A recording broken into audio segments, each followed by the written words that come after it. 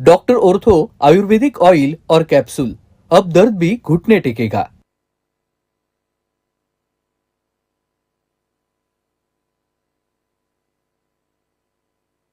नाहीत आर्थिक किंवा जातीय आरक्षण घेणारे खुल्या प्रवर्गात अपात्र।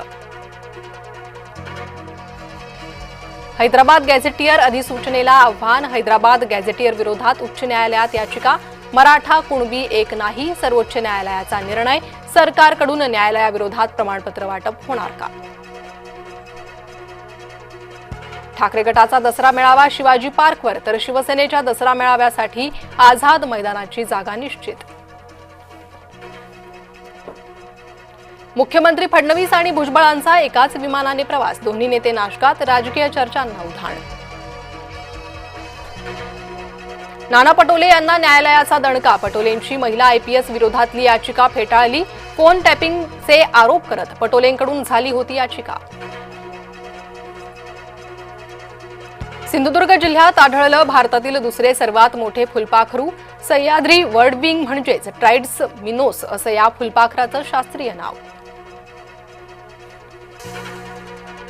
हक्काचा निधी हवाच, ओबीसींची महायुतीकडे मागणी, शासनादेशाचा दुरुपयोग नको, भुजबळ आक्रमक। मराठ्यांना दिलेल्या शासनादेशावर ओबीसी नाराज, ओबीसी बैठकीनंतर पंकजा मुंडेंची महायुती विरोधी भूमिका। मनपा निवडणुकीमुळे शिवसेनेची मुख्य कार्यकारी समिती जाहीर, समितीमध्ये 21 प्रमुख नेत्यांचा समावेश। हिरवे झेंडे फडकवणाऱ्यांना हिंदू राष्ट्रात राहण्याचा अधिकार नाही, पॅलेस्टाईन पाकिस्तान प्रेमींना हाकलून दिलं जाईल, नाव न घेता नितेश राणेंची ठाकरेंवर टीका।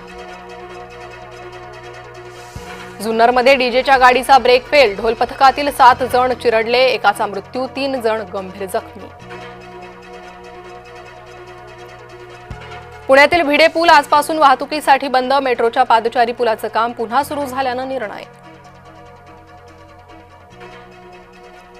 माजी न्यायाधीश सुशीला कार्की नेपाळ पंतप्रधान होण्याची शक्यता, जेनझीकडून सुशीला कार्कीच्या नावाला पाठिंबा। नेपाळनंतर फ्रान्समध्येही सरकार विरोधात निदर्शनं, 1 लाख लोक रस्त्यावर, अनेक ठिकाणी जाळपोळ, 80,000 पोलीस तैनात, 200 दंगलखोरांना अटक। मध्य रेल्वेवर विना तिकीट प्रवाशांवर कारवाई, तब्बल 17 लाख प्रवाशांकडून 100 कोटींचा दंड वसूल।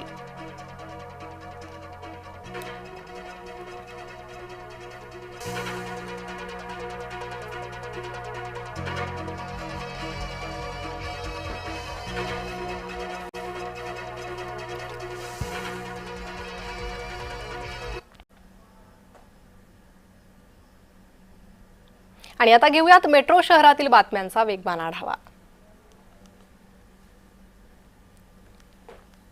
महाराष्ट्रात पुन्हा एकदा हवामान विभागाकडून अतिमुसळधार पावसाचा इशारा देण्यात आला।